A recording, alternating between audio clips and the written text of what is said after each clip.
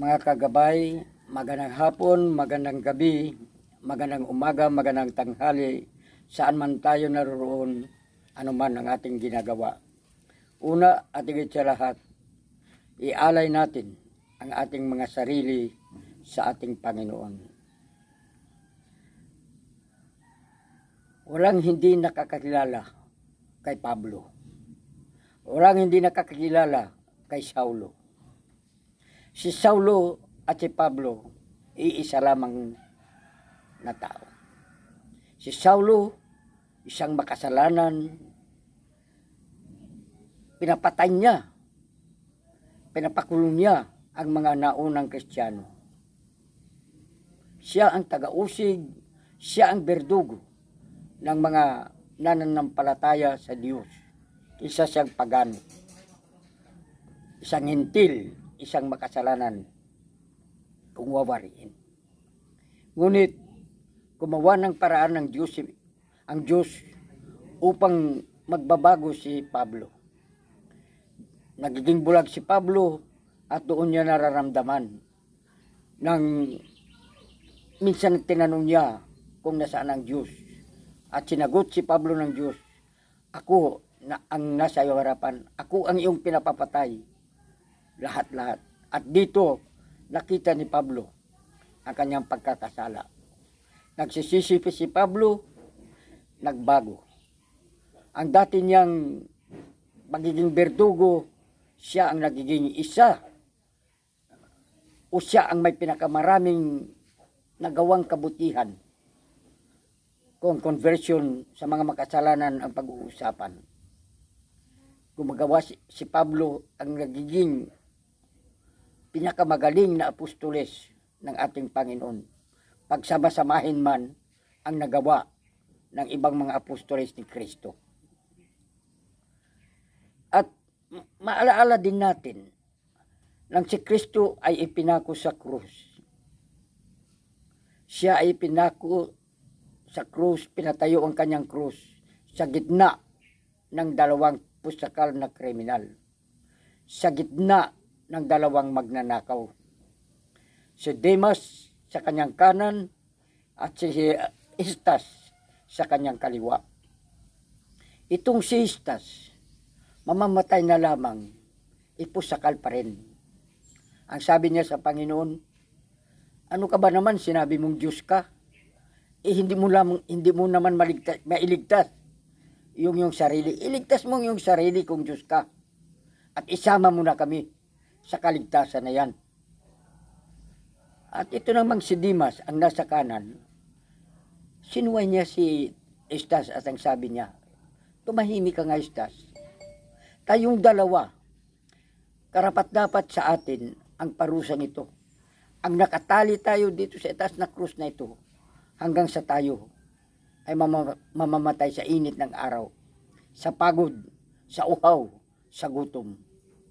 Pero si Kristo, Diyos siya, Panginoon siya, wala siyang kasalanan. Hindi siya dapat ipako sa kanyang krus.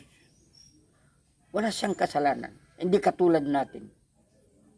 At matapos magsalita kay Estas, hinarap niya si Kristo at sinabi, Panginoon, alalahanin mo ako pag ikaw ay nasa iyong kaharian.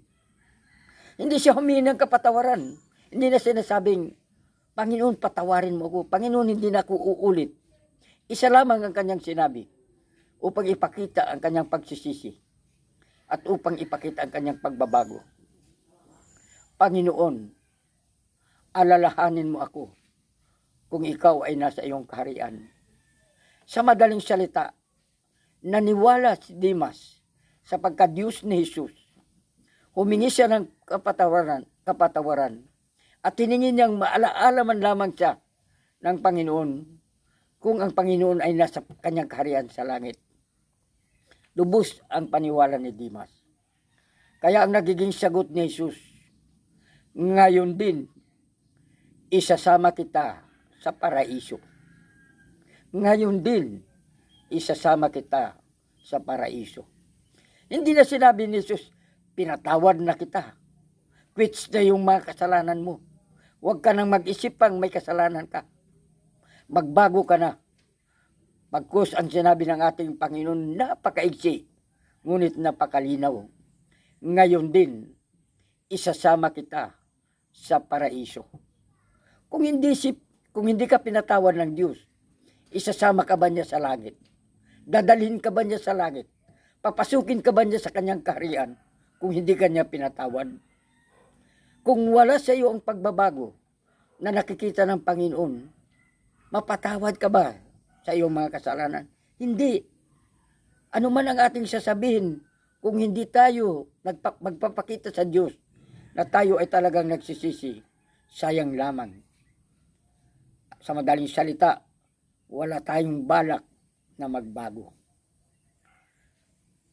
Ganon din, yung isang makasalanang babae na lumapit sa kanya nang si Jesus ay nagiging panauhin ni Simon ang Pariseo.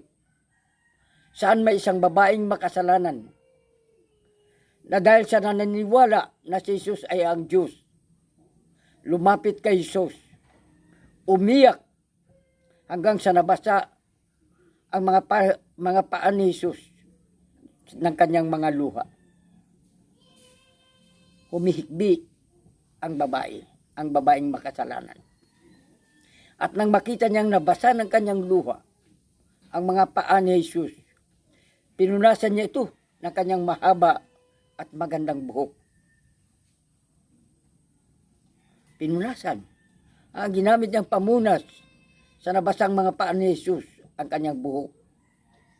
Matapos niyang punasan, kumuha siya ng isang pabango na dala-dala niya at ito ay inugas sa mga paan ni Jesus.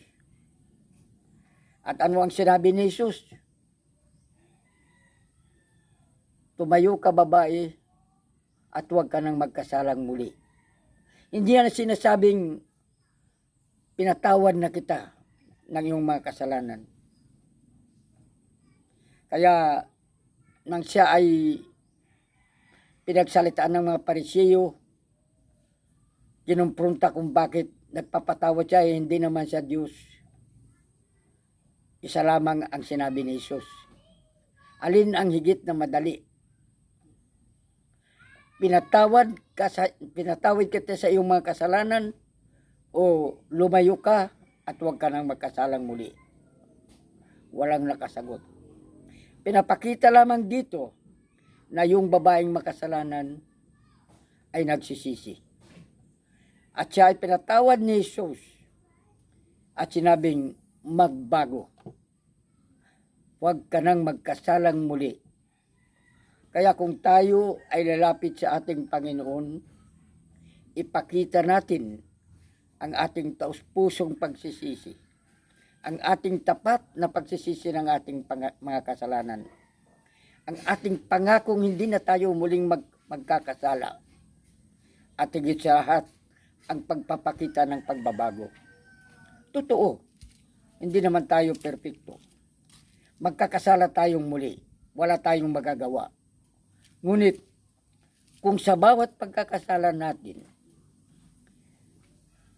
taus-puso ang ating paghingi ng kapatawaran, katulad ng ginawa ni Dimas, katulad ng ginawa ng makasalanan ng babae, katulad ng ginawa ni Pablo, nagbabago. Huwag nating tularan si Judas Iscariote. Ibinintan niya ng 3 pilak si Jesus.